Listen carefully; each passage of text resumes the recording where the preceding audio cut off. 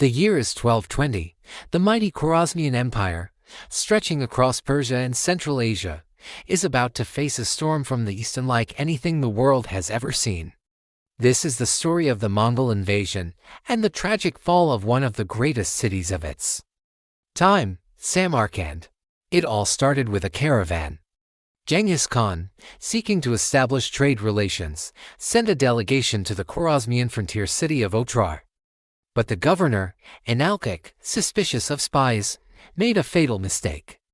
He executed the merchants and seized their goods. When the Khan sent envoys to demand justice, Shah Muhammad II of Khwarazmia foolishly had one of them killed and the others humiliated. This was not just an insult, it was a declaration of war. An enraged Genghis Khan gathered his forces, an army of perhaps 150,000 skilled and battle-hardened warriors, and unleashed them upon the empire. The Mongols were not just barbarians.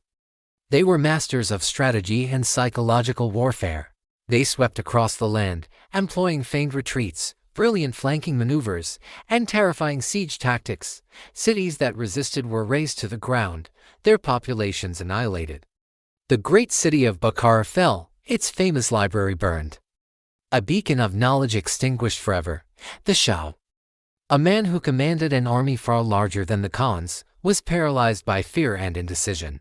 He spread his forces thin across his cities, making them easy targets for the concentrated Mongol assault. Instead of facing them in open battle, he fled, pursued relentlessly by the Mongol generals Jib and Subutai. Now, our focus turns to Samarkand, the jewel of the Khwarazmian Empire, a center of commerce and culture. It was defended by a massive garrison, some sources say over 100,000 men, and bolstered by 20 war elephants.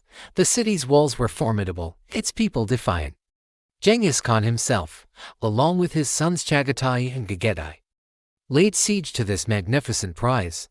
As we step onto the battlefield of total war, we're recreating this epic confrontation. Here you see the Mongol horde arrayed for battle. Light and heavy cavalry form the core of their army, archers ready to unleash a storm of arrows. On the other side, inside the mighty walls of Samarkand, the Khwarazmian defenders stand ready. Their numbers are vast, a mix of spearmen, swordsmen, and their own cavalry, with the mighty war elephants held in reserve as a last, desperate measure. The initial Mongol assault begins. Their trebuchets and Mongonals pound the walls, while waves of infantry rush forward with ladders. The defenders rain down arrows and boiling oil, repelling the first attacks. But the Mongols are relentless. Their horse archers harass the defenders on the walls, creating openings for the next wave of assaults. After several days of constant pressure, a group of citizens, hoping for mercy, sorties out from the city gates to attack the Mongols. It's a disaster.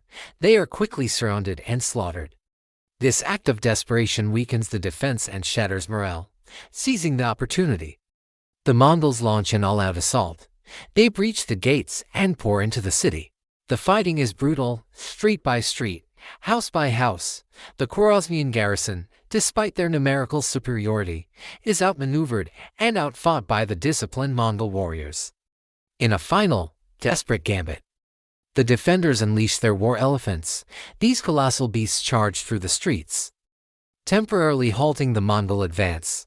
But the Mongols, experienced in dealing with such creatures, target them with a volley of flaming arrows, causing the elephants to panic and run amok, trampling their own soldiers in their terror.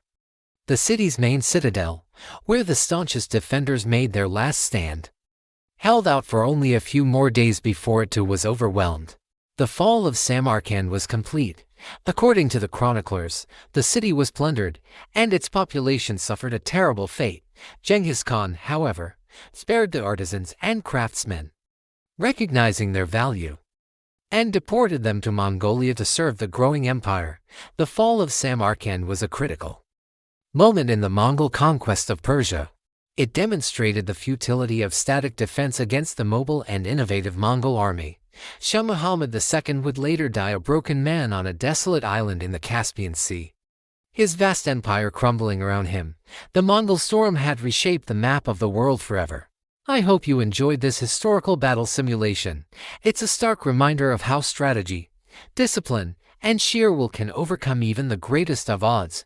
If you like this video, please hit that like button, subscribe for more historical content, and let me know in the comments which battle you'd like to see recreated next. Thanks for watching.